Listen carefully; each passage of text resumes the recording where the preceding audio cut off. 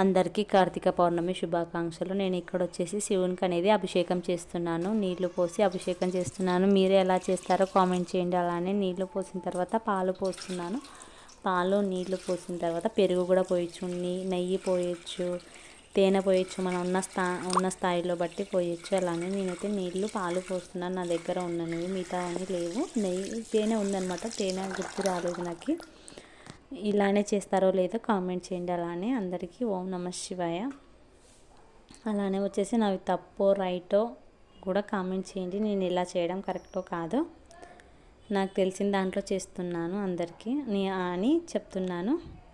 మీరు మాత్రం కంపల్సరీగా కామెంట్ చేయండి. అలానే వచ్చేసి ఈరోజు అందరివి పూజలు అయిపోయినాయా లేదా ఫ్రెండ్స్? నేనైతే పూజ చేస్తున్నాను. అందరికీ కార్తీక పౌర్ణమి శుభాకాంక్షలు. శివునికి అయితే బొట్టు పెట్టుకున్నాను, పూలు పెడుతున్నాను. అలానే ప్రసాదం వచ్చేసి అరటిపండు, పాలు, కొంచెం చక్కెర వేసి పెట్టాను అన్నమాట. చాలా బాగుంది. అందరికీ ఓం నమః శివాయ. కార్తీక పౌర్ణమి శుభాకాంక్షలు.